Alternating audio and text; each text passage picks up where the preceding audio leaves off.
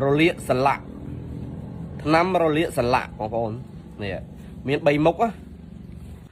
សុបលេខដាស់ថ្នាំសូត្រថាទឹកត្រាំថ្នាំក្រោក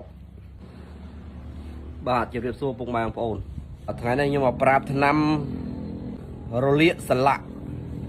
ថ្នាំរលាកសន្លាក់បងប្អូននេះមាន3មុខបងប្អូនថ្នាំរលាកសន្លាក់មាន3មុខទី1ហៅប្រក្រាបនេះប្រក្រាបស្គាល់ទេប្រក្រាបទី1ប្រក្រាបទី2ស្មៅជើងក្រាស់នេះស្មៅជើងក្រាស់ទី2ទី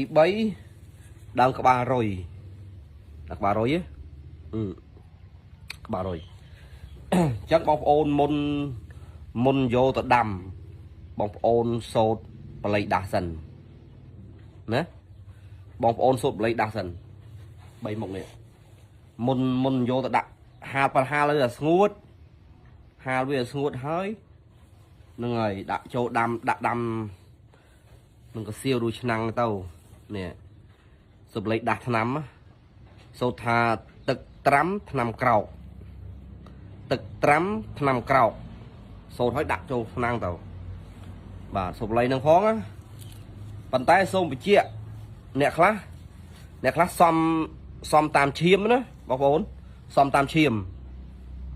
អ្នកខ្លះសំតាមឈាមអ្នកខ្លះសំនឹងអាហ្នឹងហើយមួយប្រភេទទៀតខ្ញុំប្រាប់មួយទៀតអានេះខ្ញុំរកអានប៉ុណ្្នឹងទេប្រភេទទៀតងាយទេមួយប្រភេទទៀតស្នូលពោតយើងទិញមកផ្សារយើងហូបឲ្យរួចយើងហូបរួចហើយយកទៅអាំងហ្នឹងហើយយកទៅអាំងដាក់អាំងវាខ្លោចមកឲ្យក្រៀមមកស្នូលពោតបងប្អូនស្នូលពោតហើយនឹងកាជ្រាំងស្គាល់កាជ្រាំងកាជ្រាំងដែលគេជ្រកស្រូវរួចដោះហ្នឹងហើយកាជ្រាំងតាមស្រែហ្នឹងកាជ្រាំងស្រូវហ្នឹងកាជ្រាំងភើចមកក្តាប់មកហើយមូវាម្ដុំហើយក្នុងកាជ្រាំងនោះដាក់ដីកូនមួយដើមតើបងប្អូនដាក់ដីកូនមួយដើមហើយរួចហើយកាជ្រាំងនោះដែរយកអំបោះខ្មៅមករុំ7ជុំរួចហើយដាក់ជាមួយស្នូលពោតស្ងោរមុនដាក់សូត្រថាទឹកត្រាំថ្នាំក្រោកបងប្អូនទឹកត្រាំថ្នាំក្រោកដាក់ទៅ